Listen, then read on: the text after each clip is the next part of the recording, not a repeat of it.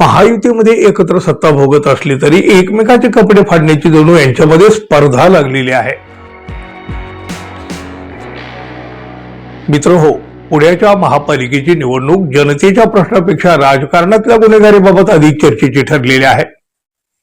कधी काळी विद्येचे माहेरघर असलेलं पुणे आता गुन्हेगारांचं पुणे बनलेलं आहे. इथली गुन्हेगारी, इथलं राजकारण हे एका नाण्याच्या दोन बाजू बनलेले आहेत.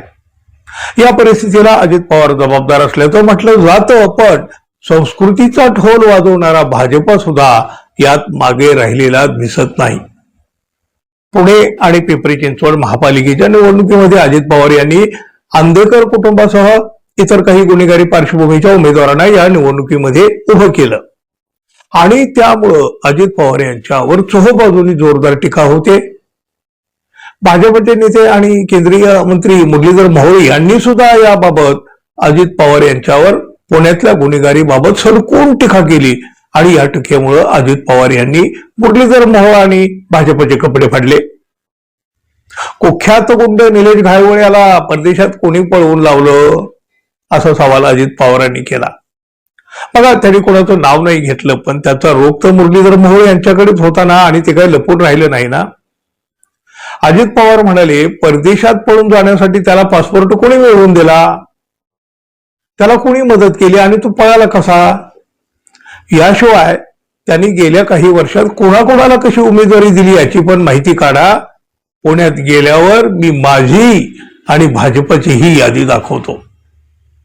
कोणाचे उमेदवार कसे आहेत ते मग बघा, मग सगळं काही स्पष्ट होईल.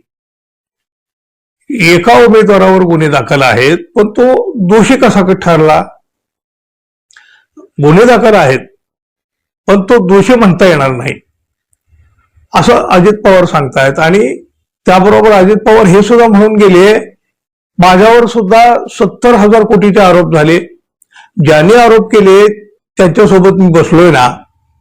याचा अर्थ आरोप असणं म्हणजे दोषी असा होत नाही असं बोलून अजित पवारांनी भाजपचीच बोटं भाजपच्या डोळ्यात घातली. बघा, महायुतीमध्ये एकत्र सत्ता भोगत असली तरी एकमेकाचे कपडे फाडण्याची जणू यांच्यामध्ये स्पर्धा लागलेली आहे. शहरातील गुन्हेगारी संपली पाहिजे असं म्हणणाऱ्या अजित पवार यांनी गुन्हेगारांना उमेदवारी दिली, हे कोणत्या तत्वात बसतं असा प्रश्न भाजपाने म्हणजे मुरलीधर मोहोळ यांनी विचारलेला. आणि अजित पवार यांनी ही भाजपला आरसा दाखवला. महायुतीचे हे दोन्ही पक्ष गुन्हेगारांना संरक्षण देत आहेत याचं प्रदर्शन मतदार मात्र उघड्या डोळ्यांनी पाहत आहेत. दोन्ही पक्ष एकमेकाचं वस्त्रहरण करीत आहेत. त्यामुळं या दोन्ही पक्षाचे मुखवटे, बुरखे सगळं काही टराटरा फाटून गेलेलं आहे. दोघंही एकमेकाचे कपडे फाडतात म्हटल्यानंतर बाकी उरणार काय, जनतेला दुसरं काय पाहायला मिळणार. गुन्हेगार आणि गुन्हेगारीचं समर्थन करणाऱ्यांना पुण्याचे मतदार स्वीकारतात का, हेच पाहणं आता सर्वाधिक महत्वाचं ठरणार आहे. धन्यवाद. पुन्हा भेटू. नमस्कार.